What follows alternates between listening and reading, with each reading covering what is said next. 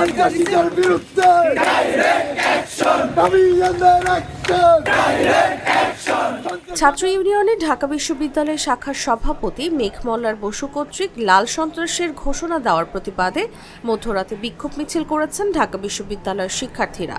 শুক্রবার দিনগত রাত 12:15টার দিকে হলপাড়া থেকে মিছিল শুরু করেন তারা। এই সময় উদ্যানের গাঁজাখোর উদ্যানে চলে যা, লাল সন্ত্রাসের ঠিকানা ঢাকা বিশ্ববিদ্যালয় হবে না, মেঘ মল্লারের দুই গালে জুতা মারো তালে তালে ইত্যাদি স্লোগান দেন। এই লাল সন্ত্রাসীরা এবং তাদের সহযোগীরা মিলে দাবি ক্যাম্পাসে একটি সংঘাত সৃষ্টি করে চাকসু নির্বাচন বানচাল করে দিতে উদ্যানের গাঁজা বিক্রি করার স্বাধীনতা চায়। বন্ধুগণ, যদি কোনোভাবে এই ধরনের অপরাধ চালানো হয় তার দাঁত ভাঙা জবাব দেওয়ার জন্য আপনারা কি প্রস্তুত আছেন? যেখানে লাল সন্ত্রাসীর কালো হাত ভেঙে দিতে প্রস্তুত আছেন?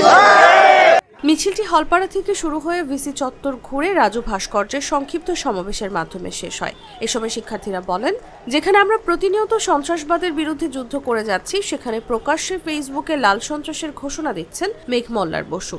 সন্ত্রাসী মেঘ মল্লারা এই রাষ্ট্র ও সমাজের জন্য হুমকি। আমরা আজকের সমাবেশে বলতে যাচ্ছি, তারা যেভাবে স্পষ্ট প্রকাশ্যে সন্ত্রাস ঘটনা দিচ্ছে, এটা বাংলাদেশের সার্বভৌমত্বের প্রতি একটি আঘাত। প্রকাশ্যে জঙ্গিবাদের প্রদর্শনী।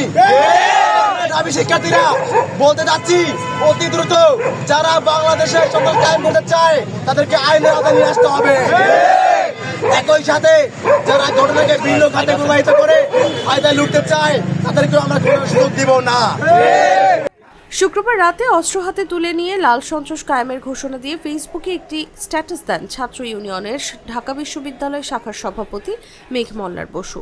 তার এই পোস্টের প্রতিক্রিয়ায় শিক্ষার্থীরা বিক্ষোভ করেন।